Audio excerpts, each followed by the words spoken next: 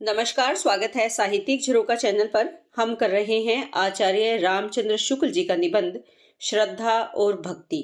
आइए देखते हैं कि इसके बारे में क्या विचार हैं, क्योंकि अब से पहले 2 वीडियो मैं डाल चुकी हूँ इस निबंध से संबंधित। उनका लिंक मैं यहाँ डिस्क्रिप्शन बॉक्स में डाल दूंगी, तो आप वहां से कर सकते हैं। आइए आज आगे देखते हैं। यहाँ पर आचार्य शुक्ल जी क्या कहते हैं।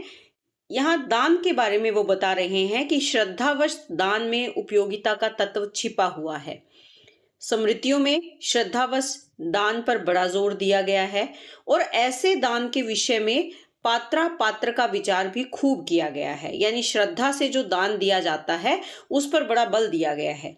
विद्या दान में रत रत यानी लगे हुए विद्वानों को, परोपकार में रत कर्मवीरों को, मानव ज्ञान की वृद्धि में तत्पर तत्वान्वेषकों को यानी तत्व को ढूंढने वालों को जो अभाव हो उसे हमें समाज की भूख समझनी चाहिए। यानी वो समाज की भूख है, वो समाज की आवश्यकता है।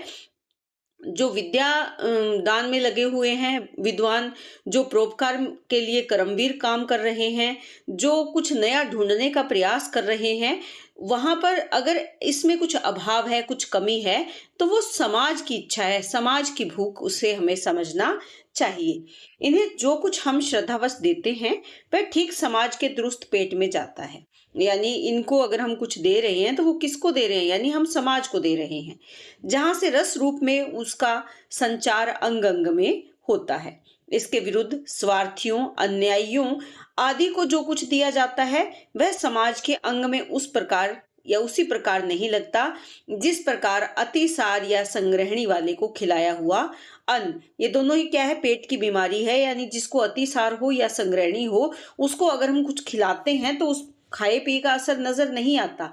उसी प्रकार श्रद्धा के कारण हम दान तो देते हैं, लेकिन वो दान अगर हम स्वार्थी को दें, अन्याय करने वाले व्यक्ति को दें, तो वो समाज के लिए उपयोगी नहीं है। भारतवर्ष में श्रद्धा का संबंध दान के साथ इतना गहरा समझा जाता है कि अश्रद्धा पूर्वक दिया हुआ दान निष्फल माना जाता है। यानी कुछ देना है तो श्रद्धा से दो, वरना मत दो।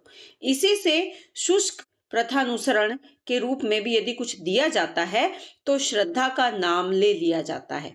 पंडों पुरोहितों को देते हुए यजमान भी कहता है कि महाराज इतनी ही श्रद्धा है, यानी इतनी ही पहुंच है। और पंडे पुरोहित भी कहते हैं जितनी श्रद्धा हो उतना दो। यद्यपि इन पंडों और पुरोहितों के संबंध में सदा यह निश्चय नहीं रहता कि वे ये विद्वान बड़े धार्मिक या बड़े परोपकारी हैं। यानी निश्चित नहीं कहा जा सकता कि वो बहुत बड़े विद्वान, धार्मिक भी हैं और परोपकारी भी हैं, ये निश्चित नहीं है।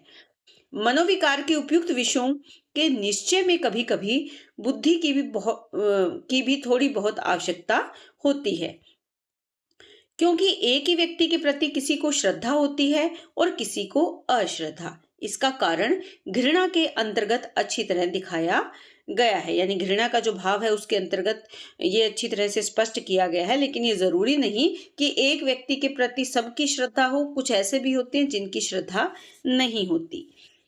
श्रद्धा और प्रेम के योग का नाम क्या कहा है इन्होंने? भक्ति कहा है।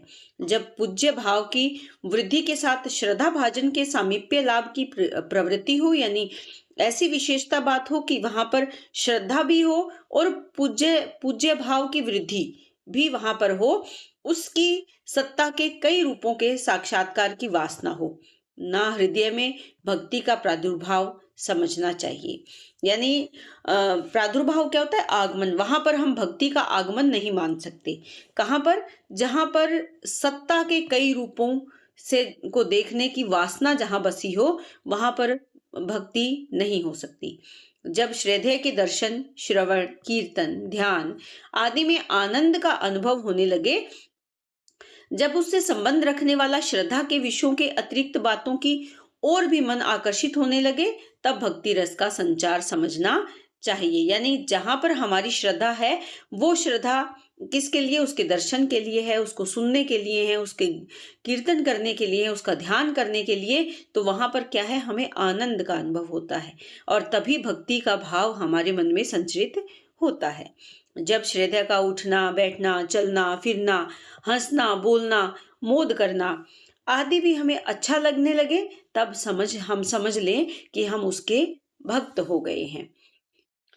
भक्ति की अवस्था प्राप्त होने पर हम अपने जीवन का थोड़ा या बहुत अंश अंश उसे समर्पित करने को प्रस्तुत होते हैं और उसके जीवन क्रम पर भी अपना कुछ प्रभाव रखना चाहते हैं। यानी अ, हम अपना प्रभाव भी देना चाहते हैं और जिसके प्रति हमारे मन में श्रद्धा का भाव है, उसके प्रति हम पूर्णतः भक्ति का भाव भी रखते हैं और जीवन का थोड़ा बहुत हिस्सा हम उसके प्रति समर्पित कर देते हैं। कभी हम अर्पण करते हैं तो कभी हम याचना करते हैं, यानी कभी तो हम अर्पित हो जाते हैं और कभी हम उनसे प्रार्थना भी करते हैं। सारांश क्या है कि भक्ति द्वारा हम भक्ति भाजन से विशेष घनिष्ठ संबंध स्थापित करते हैं, उसकी सत्ता में विशेष रूप से योग देना चाहते हैं, किसी के प्रति श्रद्धा धारण करके बहुत करेंगे तो समय समय पर उसकी प्रशंसा करेंगे, उसकी निंदा करने वालों से झगड़ा करेंगे या कभी कुछ उपहार लेकर उपस्थित होंगे। लेकिन जिसके प्रति हमारी अनन्य भक्ति हो जाएगी, वह अपने जीवन के बहुत से अवसरों पर हमें अपने साथ देख सकता है। वह अपने बहुत से उद्योगों यानी कार्यों में हमारा योगदान पा सकता है। भक्त वे ही कहला सकते हैं जो अपने जीवन का बहुत अंश स्वार्थ, परिवार और शारीरिक सुख आदि से विभक्त करके यानी अलग हो करके किसी के आश्रय से किसी की ओर लगा सकते हैं। इसी का नाम क्या है? आत्मनिवेदन है। तो यहाँ पर कहने का भाव क्या है? संपूर्ण समर्पण, जिसमें स्वार्थ का भाव ना हो, वही क्या है? सच्ची भक्ति कह सकते हैं या आत्मनिवेदन उसे हम कहेंगे। महात्माओं के ऊपर श्रद्धा मात्र करके हम उन्हें जीवन शक्ति द्वारा अपार्जित कोई फल अर्पित कर सकते हैं। यानी जो हम जीवन शक्ति द्वारा कुछ जिसका उपार्जन करते हैं, जो प्राप्त करते हैं, वो फल भी हम उसको दे सकते हैं। पर उनके भक्त होकर हम उन्हें अपने जीवन के ही कुछ अंश को अर्पित कर देते हैं। यानी यहाँ पर तो केवल जीवन शक्ति द्वारा फल की अर्पण की बात की जा रही है। कब? जब श्रद्धा का भाव है। लेकिन जब भक्ति का भाव आ जाता है तो भक्त होकर हम उन्हें अपने जीवन का एक हिस्सा ही अर्पित कर देते हैं। किसी वीरव्रती महात्मा पर बहुत श्रद्धालु होकर हम आर्थिक सहायता द्वारा उसके लिए कुछ सुविधा कर सकते हैं, उसको कुछ सहयोग कर सकते हैं, अपने वचनों से उसे प्रसन्न और उत्साहित कर सकते हैं। पर उसके भक्त बनकर हम अपने शारीरिक बल को उसका शारीरिक बल बनाएंगे, अपनी जानकारी और चतुराई को उसकी जानकारी और चतुराई बनाएंगे, अपनी वाग्मिता यानी वाणी की शक्ति को उसकी वाग्मिता बनाएंगे, अपनी तत्परता को उसकी तत्परता बनाएंगे, यहाँ तक कि जो कुछ हमसे होगा उसे उसका कह डालेंगे और इसी प्रकार उसके जीवन में अपने जीवन का योग देकर उसके सामाजिक महत्व या प्रभाव को बढ़ाएंगे और उसके थोड़े बहुत हम भी भागी होंगे। यानी जहां भक्त का भाव आ जाता है, भक्ति का भाव आ जाता है, वहां पूर्ण समर्पण की बात आती है। श्रद्धा द्वारा हम दूसरे के महत्व के किसी अंश के अधिकारी नहीं हो सकते, पर भक्ति के द्वारा हो सकते हैं। यहाँ तक कि दूसरे की भक्ति करके हम तीसरे की भक्ति के अधिकारी हो सकते हैं। राम पर अनन्य भक्ति करके हनुमान अन्य राम भक्तों की भक्ति के अधिकारी हुए। यानी हम पहले अब हनुमान की भक्ति करते हैं। क्यों? हम राम की प्राप्ति के लिए भी हनुमान को ही अपना आराध्य मानते हैं। तो लेकिन हनुमान ने किसकी भक्ति की थी? राम की। और हम किसकी भक्ति करते हैं? हनुमान की। तो यहाँ राम भक्तों की भक्ति के अधिकारी कौन हुए? हनुमान। और हम यहाँ देखिए, दूसरे की भक्ति करके हम तीसरे की भक्ति के अधिकारी हो जाते हैं। दूसरे कौन है? यहाँ हनुमान है। और किसकी भक्ति के अधिकारी हो जाते हैं? हम राम की भक्ति के अधिकारी हो जाते हैं हनुमान के माध्यम से। श्रद्धालु महत्व को स्वीकार करता है, पर भक्त महत्व की ओर अग्रसर होता है, यानी उस ओर आगे बढ़ता है। श्रद्धालु अपने जीवन क्रम को ज्यों का त्यों छोड़ता है, पर भक्त उसकी कांट छांट में लग जाता है, यानी अपने जीवन में परिवर्तन कर लेता है। अपने आचरण द्वारा दूसरों की भक्ति के अधिकारी होकर ही संसार के बड़े बड़े महात्मा समाज के कल्याण साधन में समर्थ हैं। गुरु गोविंद सिंह को यदि केवल दंडवत करने वाले और गद्दी पर भेंट चढ़ाने वाले श्रद्धालु ही मिलते, दिन रात साथ रहने वाले, अपने सारे जीवन को अर्पित करने वाले भक्त न मिलते, तो वे अन्याय दमन में कभी समर्थ न होते। यानी जो उनके साथी थे, उन्होंने अपने जीवन को अर्पित कर दिया था। किसको? गुरु गोविंद सिंह जी को। अपने जीवन में बदलाव किया, अपने जीवन का अर्पण किया, इसीलिए उनके कार्य में सहयोगी बने। इससे भक्ति के सामाजिक महत्व को इसकी लोक हितकारिणी शक्ति यानी समाज का हित करने वाली जो शक्ति है उसको स्वीकार करने में किसी को आगा पीछा नहीं हो सकता।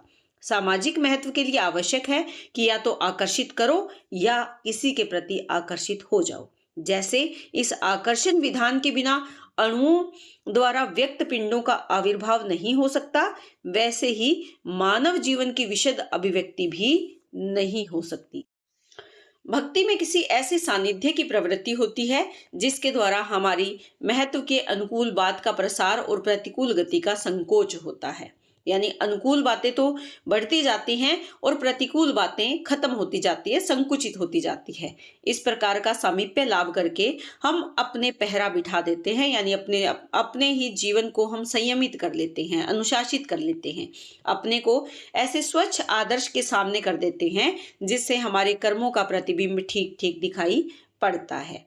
जिसे अपनी वास्तविक शुद्धता का परिज्ञान अरुचिकर होगा, वह सापेक्षिता के भय से ऐसे महत्वादर्श का सामीप्य कभी न चाहेगा। यानी जो उसकी सच्चाई है उसमें अगर उसका कोई रुचि नहीं है, उसको जानने का, उसका ज्ञान प्राप्त करने का, अपने जीवन में बदलाव करने का अगर किसी के मन में कोई भाव नहीं है, तो वो कभी भी अपने उस जो महत्वपूर्ण आदर्श है उसका सामीप्य कभी प्राप्त नहीं करना चाहेगा। दूर दूर भागा फिरेगा। हम ही हम वाले, तुम भी नहीं कह सकते, तुम ही तुम की क्या बात है। ऐसे लोग स्वयं अपने लिए भक्त ढूंढने निकलते हैं, यानी वो स्वयं भगवान बनना चाहते हैं और अपने शिष्य ढूंढने निकल पड़ते हैं, अपने भगत ढूंढने निकल पड़ते हैं। भक्ति के लिए दैन्य अर्थात दूसरे महत्व के नाव अपने लघुत्व की भावना पहली बात है। तो यहाँ पर कहने का भाव क्या है? हम ही हम, जिसमें मैं का भाव हो वो तुमको सहन नहीं कर सकता, लेकिन जहां तुम ही तुम यानी सब कुछ तुम हो, समर्पण का भाव हो, तो उसकी बात ही अलग है। इस भावना को जब हम मुक्त हृदय से मुक्त होकर धारण करेंगे और दूसरे पर श्रद्धा कर लेंगे, तब हम उसके महत्व के सतत साक्षात्कार के लिए, अनेक रूपों में परिचय के लिए, उसके सामीप्य की इच्छा करते हुए उस श्रद्धा में प्रेम का भी मिश्रण करेंगे और अपने बहुत से क्रियाकलापों को अपने पूज्य प्रेम पात्र के अधीन करके स्वयं महत्व के अभ्यास में प्रवृत्त होंगे। यानी हम अपने आप को समर्पित कर देंगे, उसके क्रियाकलापों के प्रति हम अपने आप को अर्पण कर देंगे, और जो हमारा जिसके प्रति पूजा का भाव है लेकिन प्रेम सहित, यानी पूज्य प्रेम पात्र के हम अधीन हो जाएंगे, उसके अधीन हो जाएंगे और अपने महत्व के अभ्यास में प्रवृत्त होंगे। और स्वयं इस महत्व जो ये अभ्यास होगा, हमारी कार्य प्रणाली होगी, उसकी ओर आगे बढ़ेंगे। जनसाधारण के लिए इस प्रकार के आश्रय द्वारा महत्व प्राप्ति बहुत आसान हो जाती है। जो उच्च पथ पर पहले कष्टकर और श्रम साध्य जान पड़ता है, वही भक्ति के बल से मनोहर लगने लगता है, अच्छा लगने लगता है। लेकिन वो कब? जब हमारे भीतर भक्ति का भाव हो। व्यक्ति संबंधहीन सिद्धांत मार्ग निश्चयात्मक बुद्धि को चाहे व्यक्त हो, पर प्रवर्तक मन को अव्यक्त रहते हैं। वे मनोरंजनकारी तभी लगते हैं जब किसी व्यक्ति के जीवन क्रम को रूप में देखे जाते हैं।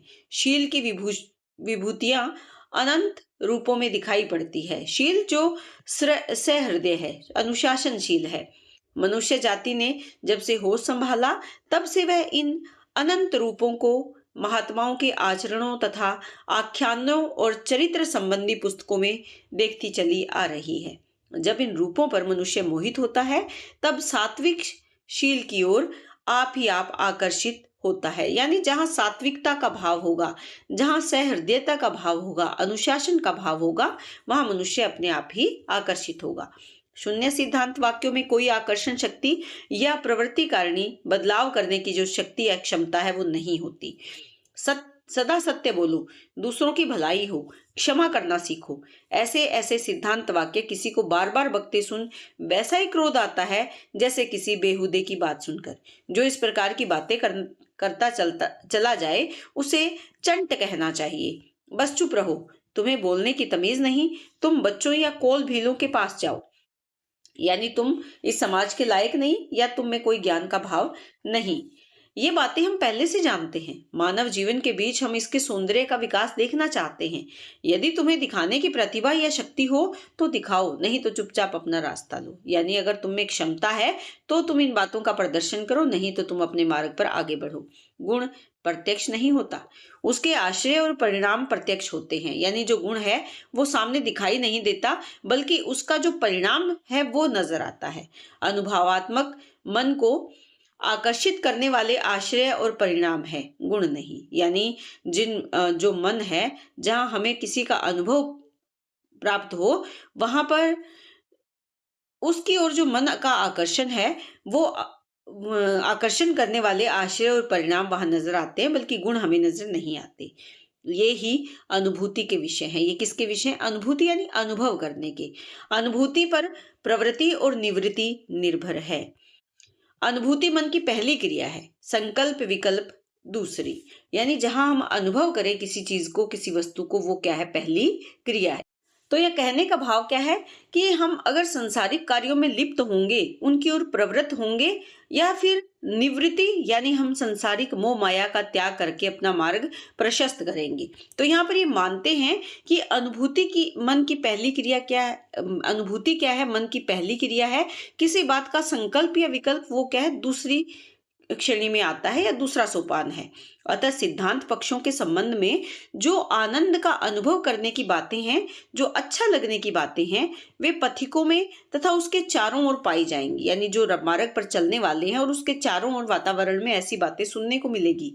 सतपथ यानी सही मार्ग के दीपक उन्हीं के हाथ में हैं, या वे ही सतपथ के दीपक हैं। यानी सही मार्ग का प्रदर्शन या सही मार्ग निर्देशित करने वाले वे स्वयं हैं, यानी उस पथ को प्रकाशित करने वाले वो स्वयं हैं। सत्वोन्मुख प्राणियों के लिए ऐसे पथिकों के सामीप्य लाभ की कामना करना स्वाभाविक है। यानी जो सत्वोन्मुख है, सत्व की ओर जाने वाले या सत्य की मार्ग पर चलने वाले प्राणी जो हैं, वो ऐसे ही राहगीरों के साथ रहना, अपना उनका सामीप्य लाभ की कामना करना बहुत स्वाभाविक सी बात है। उनका साथ उनके लिए लाभकारी होता है और वो ऐसे ही लाभ की कामना भी करते हैं। सामीप्य यानी साथ रहने से अभिप्राय केवल किसी के साथ साथ लगे रहना नहीं है, बल्कि श्रवण, कीर्तन, स्मरण आदि भी सामीप्य ही के विधान है, तरीके हैं। बाह्य और अभ्यंतर यानी बाहरी और भीतरी दोनों प्रयत्नों से सामीप्य की सिद्धि होती है। बाहर से तो हम प्रयत्न करते हैं कि किसी के साथ निरंतर रहे, और भीतर से हम प्रयास क्या करते हैं? हम उसी प्रकार से किसी का श्रवण करें, किसी का कीर्तन करें, किसी को याद करें। ये सब भी सामीप्य का ही एक तरीका है।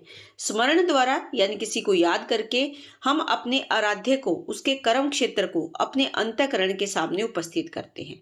यहाँ पर यह कहा जा सकता है कि जब हम इष्ट के कर्म क्षेत्र को सामने लाते हैं, इष्ट यानी जो हमारे लिए पूज्य है, तब उसमें ऐसे लोग भी आ जाते हैं जिन पर हमारी कुछ भी भक्ति नहीं है। हाँ, अवश्य आते हैं। इनके द्वारा हमारे इष्ट के स्वरूप का पूर्ण विकास दिखाई पड़ता है, और यही लोग हैं जिनसे हमारे इष्ट, हमारे पूज्य का पूर्ण विकास हमें नजर आता है। इनके बीच उनका यानी इष्ट का रंग और खुल पड़ता है। यदि राम हमारे काम के हैं तो रावण भी हमारे काम का है। यानी रावण की हम भक्ति नहीं कर रहे, लेकिन जब हम राम को याद करते हैं तो रावण भी याद आ ही जाते हैं। लेकिन रावण को याद करके हमारे राम का स्वरूप और निखर जाता है। एक में हम अपने लिए प्रवृत्ति का क्रम पाते हैं, तो दूसरी में निवृत्ति का। प्रवृत्ति यानी संसारिक मोह माया में लिप्त हो जाना, लेकिन दूसरी ओर हम निवृत्ति यानी मोक्ष की ओर आगे बढ़ते हैं। जीवन में निवृत्ति और प्रवृत्ति का प्रवाह साथ साथ चलता है। दुराचारी भी यदि अपने दुराचार का फल संसार के सामने पूर्ण रूप से भोग लेता है तो समाज के लिए उपयोगी ठहर जाता है। राम के हाथ से मारे जाने से रावण का जीवन भी सार्थक हो गया। यदि पापी अपने पाप का फल एकांत में या आत्मा में ही भोग कर चला जाता है तो वह अपने जीवन की सामाजिक उपयोगिता की एकमात्र भावना को भी नष्ट कर देता है। यानी उसका जीवन समाज के लिए भी उपयोगी नहीं रहता। इसी से बहुत से प्रायश्चितों के विधान में किए हुए पापों का सबके समक्ष कथन आवश्यक होता है। यानी जिन्होंने पाप किए हैं उनको सबके सामने लाना भी जरूरी होता है। रावण को किसके द्वारा सामने लाया गया? राम के द्वारा। पाप का फल छिपाने वाला पाप छिपाने वाले से अधिक अपराधी है। पर ऐसे बहुत से लोग होते हैं जो किसी का घर जलाते हाथ जलता है तो कहते हैं कि होम करते जला है, यानी वो किसी का बुरा कर रहे हैं और उनका खुद बुरा हुआ है तो उसमें भी वो अपने पुण्य कर्म को ही शामिल करते हैं।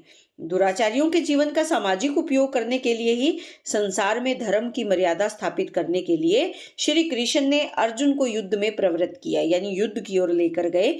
यदि अधर्म में तत्पर कौरवों का नाश न होता और पांडव जीवन भर मारे मारे ही फिरते तो संसार में अन्याय और अधर्म की ऐसी लीक खींच जाती जो मिटाए न मिटती।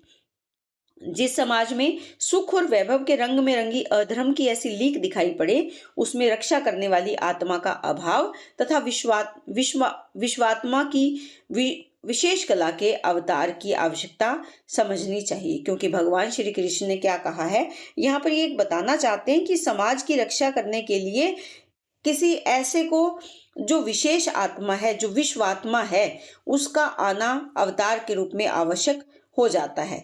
यहाँ पर कृष्ण जी क्या कहते हैं, यदा यदा ही धर्मस्य ग्लानिर्भवति भारत अभ्युत्थानम धर्मस्य तदात्मानम सृजाम्यहम्। यहाँ कहने का भाव क्या है, यदि कहीं पाप है, अन्याय है, अत्याचार है तो उसका आशु फल उत्पन्न करना और संसार के समक्ष रखना लोक रक्षा का कार्य है। यानी जब जब यहाँ इस अगर यहाँ पर इसको अगर हम इसकी व्याख्यायित करें तो क्या कहना है कि जब जब धर्म की हानि होगी, हे भारत, भारत यहाँ पर अर्जुन को संबोधित किया है।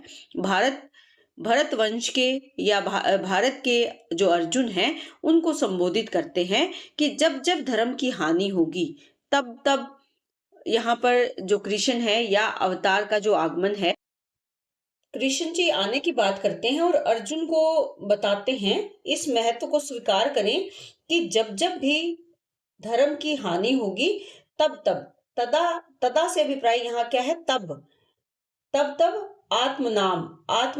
आत्मनाम यानी अपने स्वरूप को सृजामी हम, तो सृजामी यानी प्रकट करता हूं, अहम यानी मैं यहाँ पर कौन है, श्री कृष्ण है। वो कहते हैं कि तब तब मैं स्वयं को प्रकट करता हूं जब जब इस देश में या इस पृथ्वी पर धर्म की हानि होगी। उस धर्म की हानि को रोकने के लिए अवतार रूप में मैं स्वयं, जो परम परमेश्वर परमात्मा है, मैं स्वयं यहाँ पर अवतरित होता हूँ। तो यहाँ पर कहने का भाव क्या है कि यदि कहीं पाप है, अन्याय है, अत्याचार है और उसका उनका आशुफल उत्पन्न करना और संसार के समक्ष रखना लोक रक्षा का कार्य है। तो यहाँ लोक की रक्षा की बात कर रहे हैं और अगर किसी के द्वारा ऐसा नहीं किया जाता तो क्या होगा, समाज की हानि होगी। आशु से अभिप्राय यहाँ पर क्या है, तुरंत या जल्दी, यानी जो अन्याय है उस अन्याय का तुरंत ही जो प्रभाव पड़ रहा है समाज पर, अगर वो प्रकट नहीं किया जाता तो इससे क्या होगा, समाज को हानि होगी। तो उस फल को उत्पन्न करना, तुरंत उस अन्याय या अत्याचार से समाज पर जो प्रभाव पड़ रहा है उसको सामने लाना, ये क्या है, लोक रक्षा का कार्य है।